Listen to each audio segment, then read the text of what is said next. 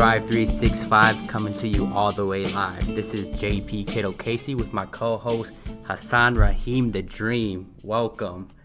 How's everybody doing today? We got a pretty cool guest today, Future Cain. It's going to be really, really good. Before we even started, she was dropping a lot of new knowledge on us. So I hope you guys are excited because she's going to have a lot to share. Before we talk about Future's information, background, and her knowledge, just quick updates about Strive 365, what we have going on. In the next couple weeks, we'll be releasing different videos of the craft change process, which will be consisting of catch yourself, relax, assess, focus, and think, decide, and act. These are quick at-home activities that you can do as a kid or with your parents. And so it'll be fun videos to check it out. Go to our website, strive365.org, along with our social media. We'll have all the posts linked up there. Along with that, we're hosting a virtual classroom, which will consist of, live lessons, not live lessons, but recorded lessons of the craft change process as well. That lasts about 20 to 30 minutes long. So stay tuned for our first release. So back to you, Hassan. And I'd say definitely with those videos that we've uploaded, some of them are challenging, some of them are maybe easier for you guys, but nothing that's difficult for you guys if you put your mind and heart to it. So I'm excited to see you guys do it and send it back to us. And that's going to be really a cool thing to see you guys do what we're doing as well. So we are here with Future Cain, who we've been pretty involved with. Her exact title is Director of Social and Emotional Learning and Community Outreach. I'm going to have her kind of expand on what that means. And honestly, when I saw her title, I was pretty impressed because I've never seen something like that before, which shows you that Brown Deer is very, very committed to helping the kids with their social and emotional learning. So that's something very, very unique. Future attended East Stroudsburg University of Pennsylvania, where she got her psychology and speech communications degree. And that she didn't stop, which I really respect because I'm going through further education. But her education I really enjoy because she got a multi-categorical special education at Governor State University, a master's degree, which led her to her work at different areas of special education and has led her all the way to becoming her current role, which is the Director of Social and Emotional Learning and Community Outreach.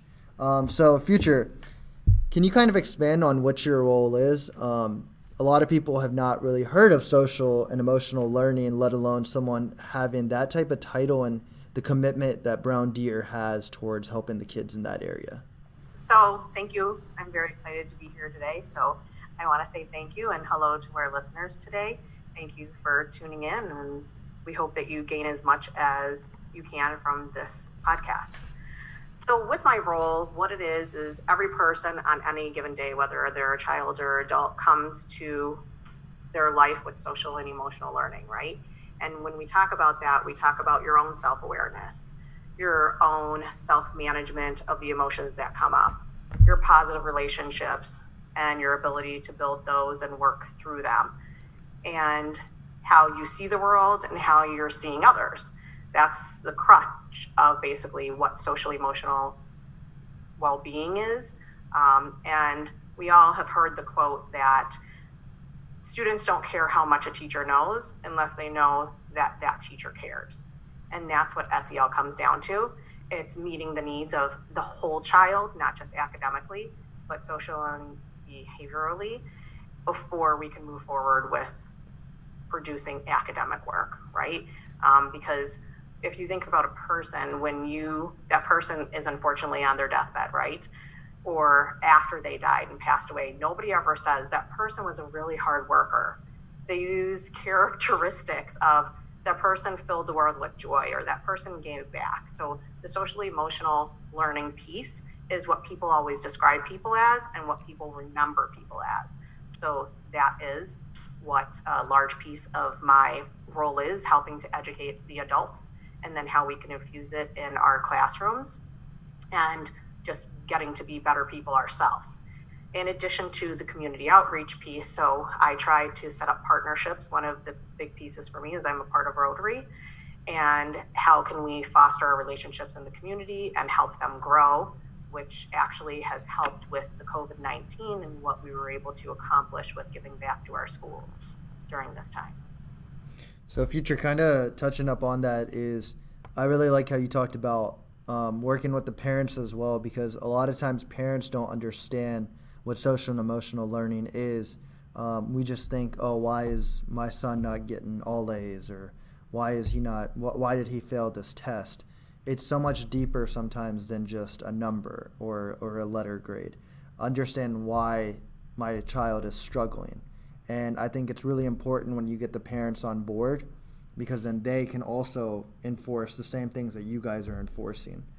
So that's a really cool thing that you guys are doing. Thank you. Yeah, I think that's like the hardest part to do too, as well, with like Strive 365 and where Peak Team is. We work with the kids, but it's really it's really trying to bridge the gap with the parents and the students to kind of meet on the same page as well. So with that as well, did you always know you're gonna be the director of social emotional learning, or it's just kind of something that just kind of came to you unexpectedly, or what was your like? How was your journey? Yeah, how did you get to this position? Yeah. Because I'm telling you, when I saw your title, I knew what you were doing, but I didn't know your title. Yeah. And I said, JP, have you ever seen a title like that? And he said, no, honestly, can you read it again to me? Because it's a really unique title in what you do. And before you even jump into that, a lot of schools have this need for social emotional learning, but they don't have really anyone designated for that. It's more like, what kind of outside help can we get? But I think it's really cool. Broward School District, they're really focused on that, and they have someone who is very experienced to do that. So yeah, how'd you get there? Okay, so first, before I tell you my journey, what I want to state is social emotional learning, even though I am the person who's leading, right? It's not just me. It's all of the teachers. It's all of the staff members, paraprofessionals, admin assistants, maintenance staff, social workers, guidance counselors, psychologists. We're essentially all working for the whole child, and also in partnership with our parents and then the community members, because no one person can do it, right? And the teachers are with the students a lot of the day. So they're seeing all these aspects of that child's social and emotional well-being during the day. So it's up to all of us to model and to provide those skills to each and every child so that they could be the best person that they can possibly be. My journey, and you guys saw a lot of it, right? I have the 2 bachelor's degrees, then I went for my master's, then I went back for higher learning. I became, I was working in special ed, pretty much all of my career co-teaching in 2 different states and 3 different schools. And then as a teacher leader, I was talking, and, my mentors pretty much said, okay, Future, why don't you go for your admin certificate and move further, right? You have more to give at better places too. So I said, okay, I went back for curriculum instruction, and I went back for my principal license. And then I saw a need with our after school program that I was in charge of the kids and just their emotional regulation and a lot of the behaviors or some of the trauma that they had. And I said, what can we do, right? We have to do something to give them skills to better focus on themselves and how they could regulate. And that's what then called me, and Dr. Kerr, our superintendent, allowed me the opportunity to go for a 200-hour training for yoga, social emotional learning, and trauma-informed care at Breathe for Change. That's awesome. And what's crazy about that is, this wasn't something where it was given on a silver platter. Like, Future basically asked, how can we take action? Let me be the leader in that, and I'm taking the action for it. So not many people do that. They're asked, how can we do this? But actually, I like it how Future, like Strive, we like to take action and do something about it, which is really cool. So, and Future's a big person on quotes. We'll get into that later as well. But Future, I'm going to give you my favorite quote, which is, "You've never arrived, you're always becoming." And I would say that you fit my quote really, really well, because you didn't just stop. You wanted to keep achieving more and more. And how can you help the kids more? You found different avenues each step of the way of how can I improve the ability to help these kids. So That's kind of my quote there. But Future, the next thing this is a question we asked to all of our guests. And by the way, guys, Future actually didn't just come in wanting to be a guest. She sent us an outline of what she wanted to talk about, which is the first time we've had a guest do that, which we were very, very impressed with. And I'm excited about that, honestly. Yeah.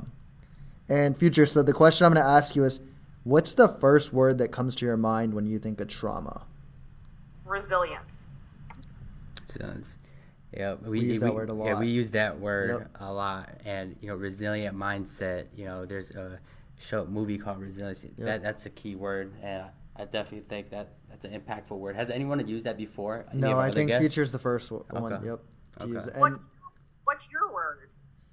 My word is continuous, because it's an everyday fight that never ends. And you just know that, hey, like, I have to deal with this problem. But we always want people to know that we're in this together. But the thing with trauma is maybe today it gets a little better, but it doesn't mean that it ends there, because you're going to fight it every single day.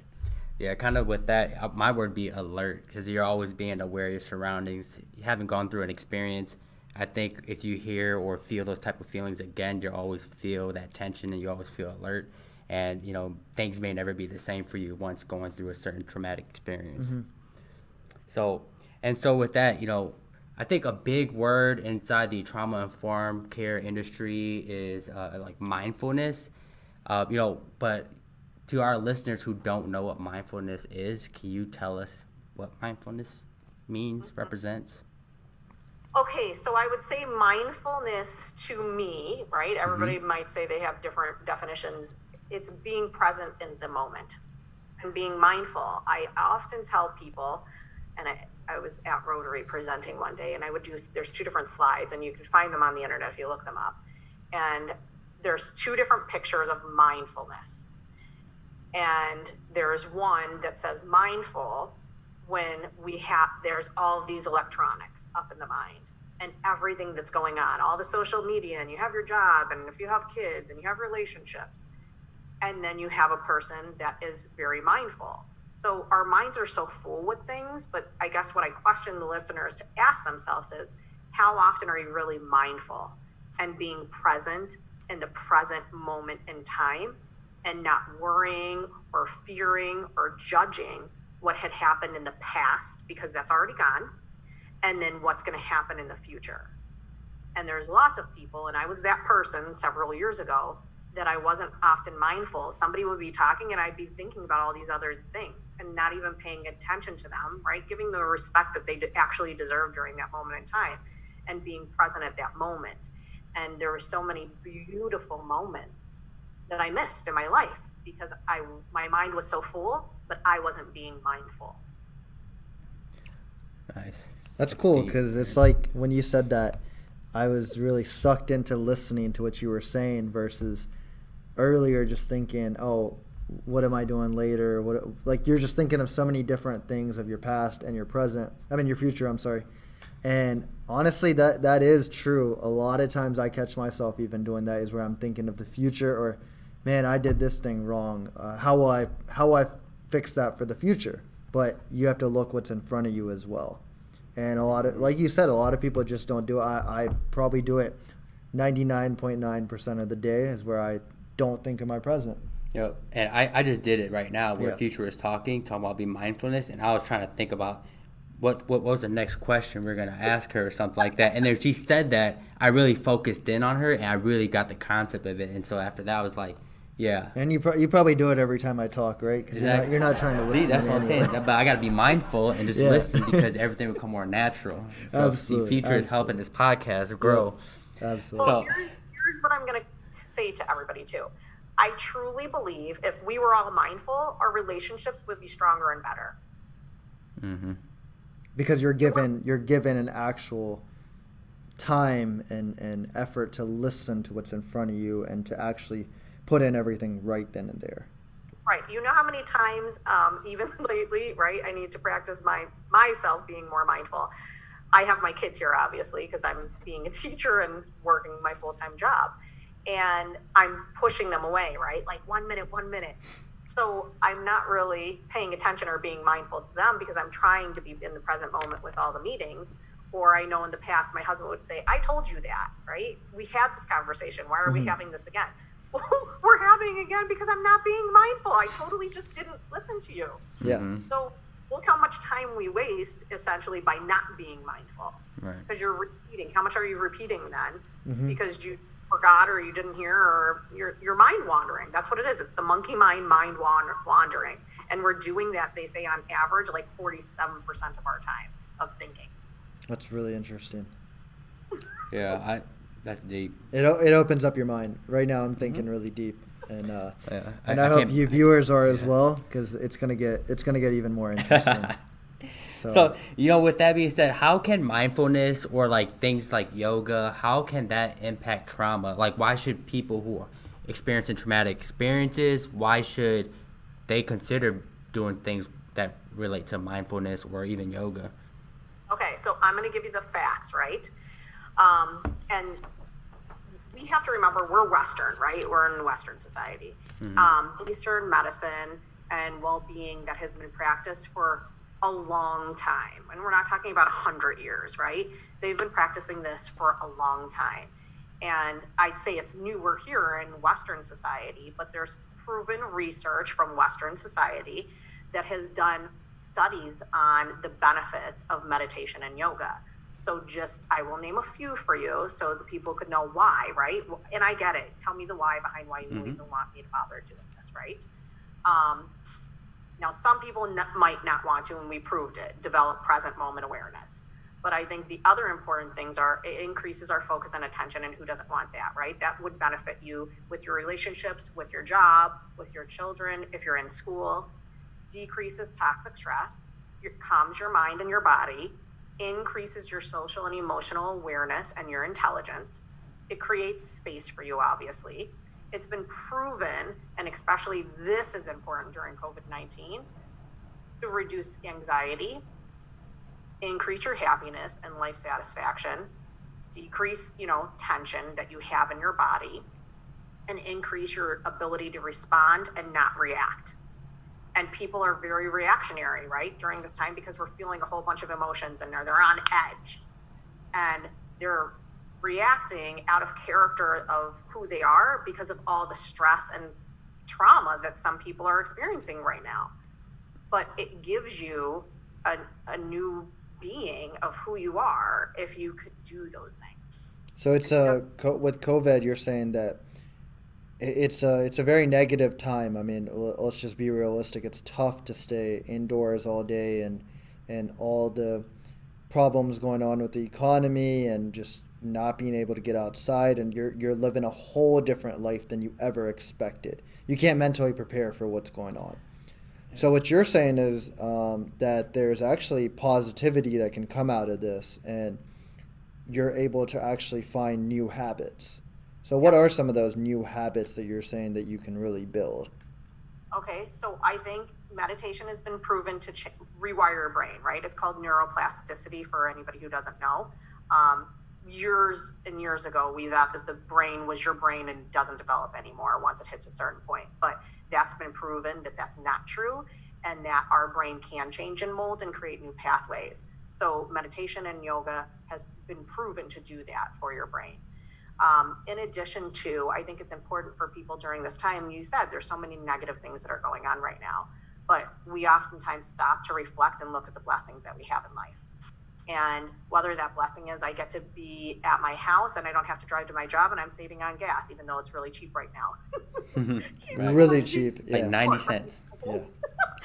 Or I have more time to reach out to my friends. Or if you have kids, I get to be home with my kids or my spouse more often. I'm taking a breath today, right? And as dramatic as that sounds, the reality is I would tell people to caution how much social media and TV you're watching, because that has been proven to have negative effects and then cause more anxiety or fear and worry. But I think it's going to be important for you to do gratitude. So what does that look like? For me, I have a gratitude journal. So I write 5 things down every single day that I'm grateful for. whether that's me taking my breath, because you see the tolls, right? There's lots of people that are unfortunately passing because of COVID-19 here and in the United States and in the world. So what are your many blessings that you have on any given day? Random acts of kindness has been proven that people are happier giving, because when you give, you also receive. So what's a random act of kindness? Can you reach out to somebody that has inspired you or got you to the point where you are today to say thank you? Thank you for helping me on my journey, right? Or it's as simple as your staff or your family members. Thank you for giving me extra money during this time because I'm unemployed and I don't have any and you're supporting me. Or thank you for that smile. Or this many people who pretty much are out there every day putting themselves on the line, whether it's doctors, the nurses, the store clerks, FedEx, right? Amazon, all these people that are essential. Do we say thank you to them when we're at these places and when they drop off your package or your mail, or we're in the store, because they're putting their life on the line, but we forget those few things to do. So I would say those are basic things that you can do to improve your well-being right now. Yeah, a lot of times, like when you're talking about the mail part, we always look at it, oh, my package hasn't even been delivered. Why are they taking so Right. long? But we don't understand that they're touching packages that everyone may have touched. Nope. And they're Right. taking such a big risk. We take it for granted. We really do. And it doesn't even have to be any monetary value, just showing gratitude, like just like thank you. I think that's way more better than just not saying anything at all. Like you don't have to show appreciation by giving the money, but like just like, hey, thank you for your hard work today, son. Yeah. Random acts made me feel a little bit better already. So. Absolutely. And it was one of my favorite Bollywood actors. He actually was given this speech, and he was talking about how when you're feeling low or you're wondering, like, why is my life maybe not where I want it to be, if you do something for someone else and make them happy, it actually fills you up so much and you turn happy. Yes, it's been proven scientifically. The other two things I forgot that I would add is exercise, right? Now, obviously, I would choose running or yoga. But if that's walking for you, right, and it's scientifically proven again, the sunshine and the rays, right, help you. So people need to be getting outside during these days, I would say. And then in addition to sleep, I think people forget how important sleep is. And we're like, ooh, we don't have work, or we do have work, but it's modified because I'm essentially working from home. But no, it's not, because if you're staying up, the kids at school, I'm hearing they're literally staying up till 2, 3, 4, 5, 6 a.m. in the morning, right? Yeah. And then our bodies require 7 to 9 hours of sleep. And look it up. Sleep deprivation will cause negative effects for your mind and your health and your body in general. And then it would affect your immune system. And with COVID-19, that's the opposite of what we need, right? We need to be in prime, like we're athletes that are going into the Olympics, essentially. We need to be primed for if we do get sick, or if somebody we love gets sick and we have to take care of them, because it's going to be mentally and physically tolling, but we're not taking care of ourselves and treating our bodies and minds like they're temples, and the temples that they are, we're doing the exact opposite sometimes, which I would caution people not to do. Especially with watching too much TV, sitting on social media. It's just I mean, there are productive parts of it, but you just have to be mindful of how much am I using it, what am I using it for, am I there excessively? And I mean, so another thing I would want to ask right now, what is Brown Deer doing to kind of help the children out during COVID? Because obviously they're not in school. We don't know when we're going to come back to school, but what are you guys doing? What actions are you guys taking to kind of help the kids through COVID? Okay, so we have to remember every school is at different places, right? And Brown Deer has over 50% free and reduced lunch, right? So basic, if we need to educate our kids, we had to get them the technology in order for them to be educated now that we're virtual. And I say this, and I want people at this moment in time, right? Maybe one of the gratitude pieces of your journal is, what privileges do you actually sit in right now, right? And if you were privileged enough to have a computer and internet at your house, please remember that that wasn't everybody. So our school district had to ship out almost 600 Chromebooks to our families because they didn't have them. And then thank thankfully, you have the internet companies that were kind enough to give free internet to those people who didn't. But that was something that we had to start with to even be able to get them on the To internet, connect with them. Yep. right? Mhm. And establish equity for all, so that you're valued too, right? Everybody should be able to get an education, and that was bare minimum for some of our families. So we did that. We're also offering free meals, so breakfast and lunch is still being provided, and we even did that through our spring break, even though we were off of school and our families would not normally get it. But we said during this time of the pandemic, and you just saw the increase of people losing jobs, and we know that obviously we're dealing with 50% or more that are free and reduced, so we had to provide something to our families in case they needed it. So that was available, and it still continues to be available. The other thing is, thankfully, I'll say, because of our community's support, we partnered with Rise MKE Church, and they're right by our school, very close, and they're newer to the neighborhood, and we're lucky to have Pastor Jay. But Brown Deer, unfortunately, didn't have a pantry. And there's lots of pantries in Milwaukee, but we didn't have one. And that wasn't going to work. So our staff at Brown Deer, which was totally awesome, the Monday, because the 13th it hit, so that following Monday, pretty much we sent out an email and we said, hey, whatever you could bring that you would like to share with our Brown Deer community, can you please donate whatever, whether that's books, whether that's crayons, food, toilet paper. So we did a big fundraiser, and we partnered with Pastor Jay at Rise MKE Church, and he made a makeshift pantry. That is And awesome. we were able to get the message out to all of our families, and we've been doing calls, right, to a lot of our families, actually calling them on the phone, not sending emails, and just checking in with how they're doing and letting them know that we did have free meals that were being offered, and that if you need the pantry, whether it's at night or on the weekends, because of whatever has happened to your family, that we're here to continue to support you, and that you have a place to go. That's awesome. I feel like that's what I'm saying. Like, every school is so different, but I give credit to all the educators, administrators, that this change happened so abruptly, but everyone was able to adapt so quickly. Whereas you guys thought of the needs of the students, the families. You guys were able to move in classroom activities to a digital platform, going online. I give you guys a lot of credit for that. At Strive 365, we're pivoting towards that as well. But that's not something that's taken for granted. It's not easy. It's a tough thing it to takes do. a lot of work and timing, planning, and to get it out efficiently. I gotta give them the credit for that. And then the other thing. What was that? Shout out to the teachers, right? Yeah. Well, to everyone, it's a team effort, right? It's a team effort, but it's not. I think they don't get enough credit, though. Yep. The reality is, I agree. is all the minuscule things that teachers do, whether it's planning, providing mental health, and well-being for the kids, or confidence, right? And helping them along their way to become who they are in their greatness, I think people often don't see. And I think there's a lot of families and communities that are saying, whoa, I didn't realize all that they do during a day, and not just with the 2 or 3 or 4 or 5, 6 kids you have at the house. They're doing it with classes of 20 to 30 to 40 or 50. That's incredible. So it's not easy. And honestly, having those type of teachers, it makes a huge impact on your life. I can't even begin to count how many I've had. I've been blessed from kindergarten all the way to today to have professors that actually care, or teachers and professors, I should say, that actually care for you. They don't just look at you as a student, they look at you as a person.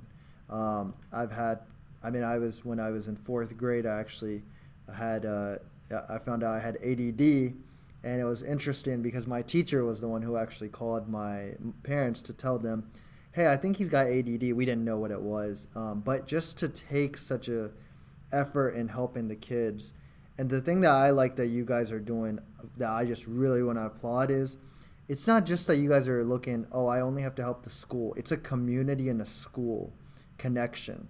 And that's what Strive 365, our goal is as well, is to build a connection between the community and the school, because it goes so much further than just going to school. The kids aren't there all day, but when you connect that community and school connection, it builds a 24/7 connection. Yeah.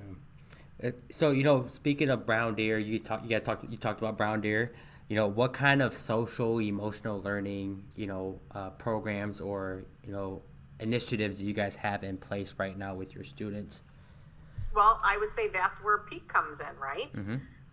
We've partnered with Peak this year at our elementary school and our middle school to begin the pilot programs for trauma-informed care and social and emotional learning. Mm-hmm. And I think, John Paul, you're probably better off speaking on that than I can, since you are one of the lead people at our school for that. Right.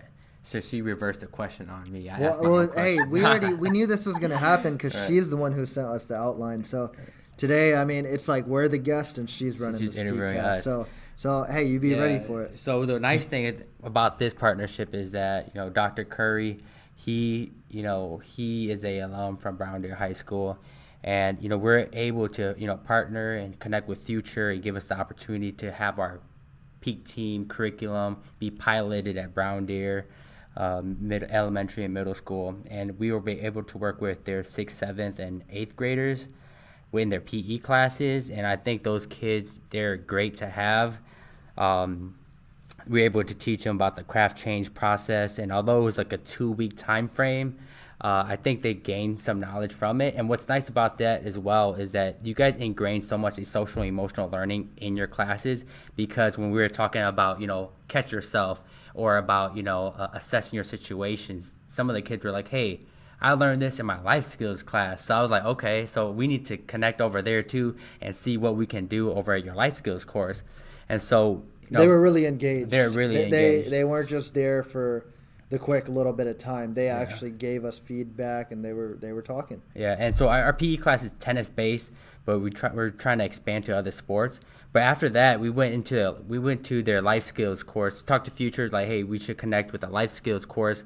And so within I think 2 months ago, I was able to teach a life skills course for about 40 minutes about the craft change process. It was a week long. Each day we talked about a letter of craft. And Future, I don't know if you know this, but that lesson plan that we've done, we actually implemented it online with Milwaukee Tennis Education Foundation's students, and so now we're using those videos to put online as well. So it started with Brown Deer, so Brown Deer was kind of giving us that pilot experiment. It worked really well with the kids. They're engaged. And so, we figured why not put that online and now what we're really going to work hard on is, because everything's kind of changed into virtual, as we all know. We'd love to be in person, but unfortunately the circumstances don't allow. Our videos that are going to be up on our website, they're going to be what's going to really help challenge the kids. So there are activities that we do with craft, which is everyone on our team has actually picked a letter that they're going to do. We change it up too if you think of an activity that works for it. So JP does some, I do some as well. Coach James, we have a couple new people doing some new videos. So it's actually really fun, and we're challenging them, and we're trying to make the activities fun and easy for them to do at home, because we understand that some kids may not have certain items that they could do this activity with, and some may. So we're kind of trying to help balance that out and making sure that each kid can do the activity. And they're pretty unique. I mean, we're creating them, and we're actually doing them too to see how fast we can do them or how successful we can do them. So that's going to be really fun to see as well. So speaking of activities, Future, do you have any mindfulness activities that you could possibly recommend that we do with our students online, or anything you have on top of your mind at all? Okay, so I want to just say thank you to Dr. Curry, because at the end of the day, we all wouldn't be here, right? Right. It's gratitude, right? We wouldn't be doing this podcast. Peak wouldn't be at Brown Deer if it wasn't for Brandon Curry wanting and saying, hey, can I partner with my alum to give this kids what I believe maybe they need? So I need to say thank you to him. Yeah, thank you, Brandon. His vision, Definitely. Thanks for his vision and his persistence with getting out there what people need, right, in trauma-informed care. Yep. So I would say there's different breathing techniques that you could do, and I'd say let's try, right? We could try one. All right, we're ready. And then Well, Let's do I'll it. model, and then you could see how you feel, right? Okay. And then it will be easier for you to do it with your students and then model for them. So we're going to do a loving kindness because I think people need love right now and we need to show kindness. I always tell people this is not the moment because I see a lot of people and I hear stories from my friends who might be single families and they're going to the store and then people are looking at them like they're crazy when they're in the grocery store with their kids. But if you're single, you don't really have anybody else to take you to, you have to take them to the store. You can't really leave them home by themselves. So I think we need to put judgments aside and come through a compassion lens at this point, because the last thing people need to be doing is shaming and judging and putting blame out there, right? Mm-hmm. So I would say a loving kindness meditation is probably what everybody could be doing right now to help them in their well-being and just to send more positivity out there in the world. So with any breathing meditation, I always tell people think they have to like sit up straight with their legs crossed. JP just started. Though. Yeah, he just started. All right.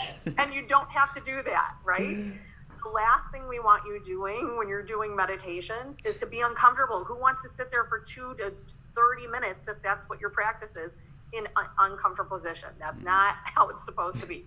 So what I would say to you is if you're a sloucher, then that's what you do. I would say if you're first getting into this, probably sit up, but you don't have to. It could be up against a wall. I do meditations sometimes in my bed, so it's a variety. I would say sit in a position, whether it's on a chair, legs crossed, whatever's comfortable for you. So get in that position, whatever it is, okay? You guys in your position? Yep, we're in it. So I would recommend doing 2 things. You would either completely close your eyes if you feel comfortable, but that means whoever you're around doing it, you have to be completely vulnerable to do that, right? Or you could just lower your eyes to the point where you're just looking at, your eyes are closed, let's say 90% of the way, and you're just looking at the bottom floor or wherever is lower to your eyes could see, okay? Well, this is my co-host, so for sure I'm going to have mine 100%. 100% close. Okay, so what we're going to do, I'm going to go into my meditation, mode of talking. So we are going to sit here in stillness, and I want everybody to take a deep breath in for 5, 4, 3, 2, 1. Exhaling out, 5, 4, 3, 2, 1. We're going to do that 2 more times. Taking a deep breath in, 5, 4, 3, 2, 1. Exhaling out, 5, 4, 3, 2, 1. Final deep breath in, 5, 4, 3, 2, 1. Exhaling it out, 5, 4, 3, 2, 1. Keeping our eyes closed or lower, whatever feels comfortable to you, your body in this present moment. I want you to think about someone you love that you could send your loving kindness to. Sending special wishes, telling them that you hold them close in your heart, visualizing the last happy moment you had together with them, feeling how that feels in your body, your mind, and your heart. Letting go, taking another deep breath in, and exhaling it out. Continuing to keep your eyes closed, thinking about someone that you may have had a conflict with recently. Someone you still love, but maybe that relationship is strained. Still sending them love and kindness, sending them well wishes. You're wishing them happiness, safety, peace, and joy during this time. Taking a deep breath in, exhaling it out. When you're called to do so, opening up your eyes.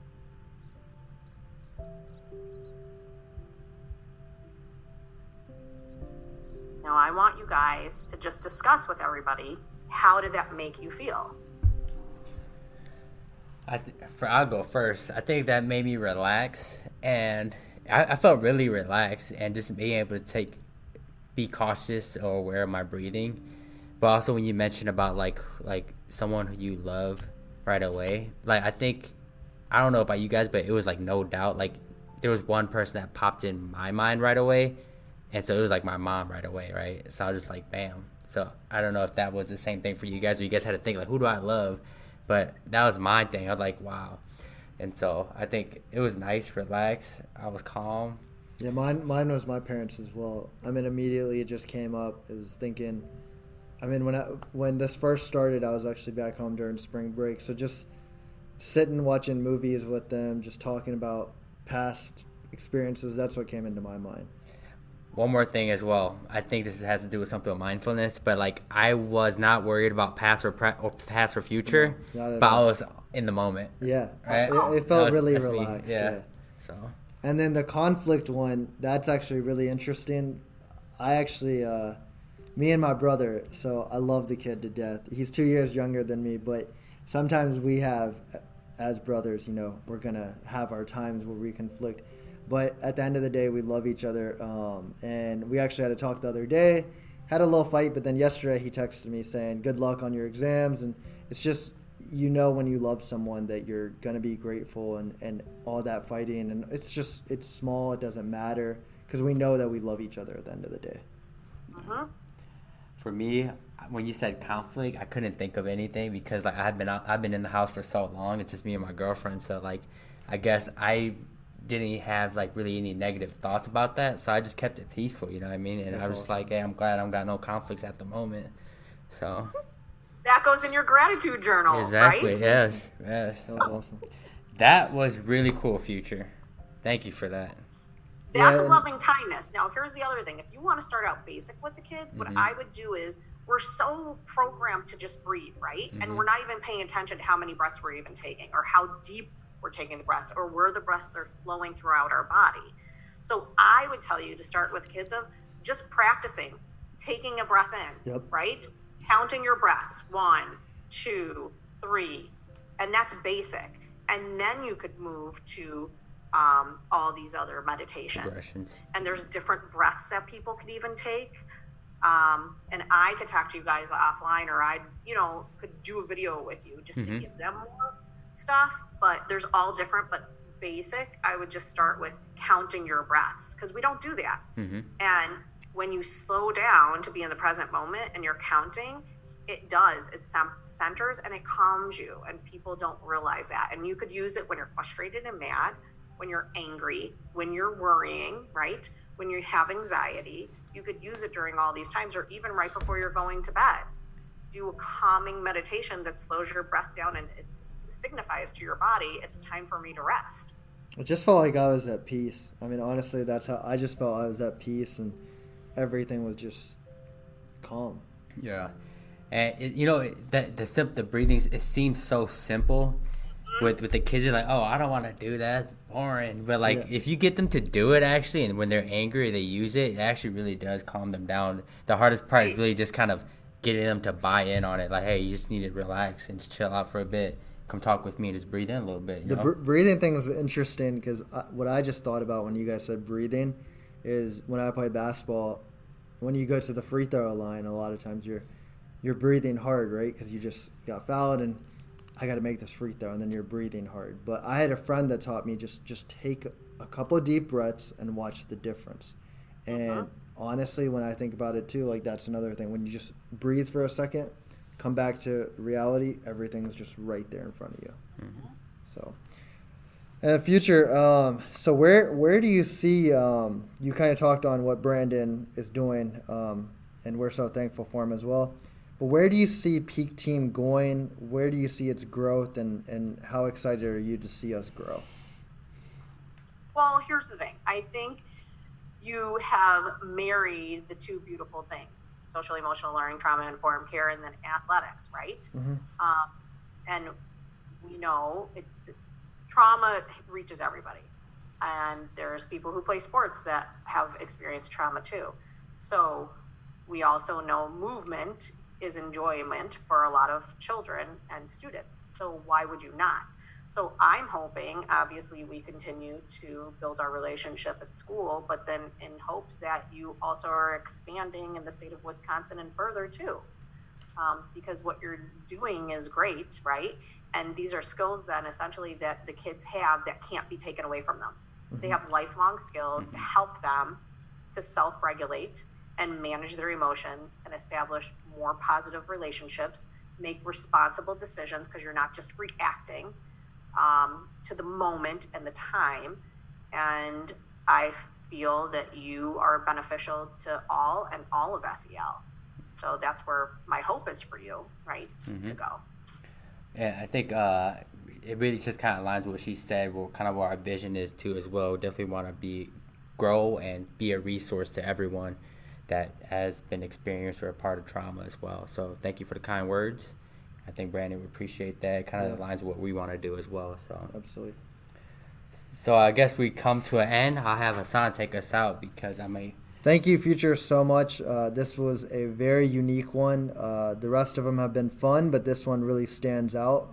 And we're really grateful that you've taught us a lot, and hopefully our viewers are going to learn a lot.